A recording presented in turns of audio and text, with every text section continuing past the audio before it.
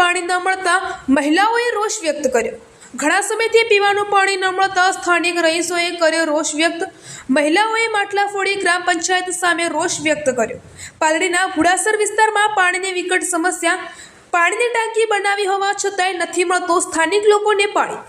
ગ્રામ પંચાયતને રજૂઆત કરી હોવા છતાંય નથી મળતું સ્થાનિક લોકોને પાણી। રિપોર્ટર પ્રદીપસિંહ વાઘેલા, દિયોદર, બનાસકાંઠા। પાણી તો અમ નથી, પણ 1 મહિનાથી પાણી બનાવ્યું કે પાણી આજ આવે કાલ આવે। 1 મહિનાથી પાણી મનખાના ક્ષેત્રમાં ભરવા દો, ગતું ટોકામાં પાણી આવ્યું નથી।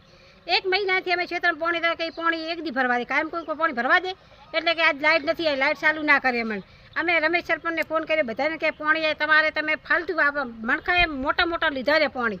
હવે અમારે પાણી આવતું ને કાયમ મનખાની મજૂરી કરવા જાઉં, ક્યાં પાણી ભરવા દો કો હેડો ડાયરેક્ટ કનેક્શન લીધા મનખાની।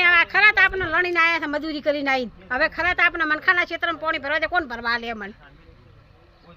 અમારે કોઈ નિકાલ લાવો પાણીનો। જલીબેન અમિતભાઈ, પાણી આવતું નથી। પછી ગામના કેવા કોઈ રાડે સરપંચ બીજા કોઈ વાપરતું નથી। પછી અમે ગામમાં પાણી ભરવા જાઉં તો ગામના લોકો સોખાઈ કરે, પાણી હોય કે ના હોય તો ખાલી પાછું આવવું પડે।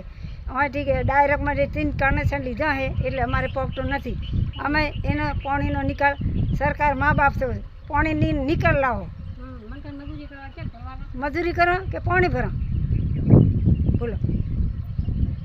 3 વર્ષથી આવતું નહોતું, ટોકું અમે અહીં લાવ્યું છે તો આ ટોકામાં 1 મહિનો થયો છે અને વચ્ચે ઈસમો એવા માથા ભરી છે, 3ની પાઇપ નાખેલ છે અને 3ની પાઇપનું કનેક્શન લઈ 3ની 2 કનેક્શનો લીધેલા છે તો આ ટોકામાં પાણી ગતું આવતું છે નહીં।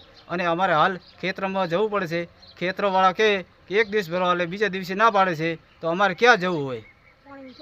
પાણીની સમસ્યા બિલકુલ સરપંચને કીધું, પંચાયતને કીધું, કેટલી વાર રજૂઆત કરી છે। 3 વર્ષથી હું અહીં રહેવા આવ્યો છું, આ ભોડારા વિસ્તાર પાલડી મીઠીમાં। શું નામ છે? રમેશભાઈ મંજીભાઈ વણકર।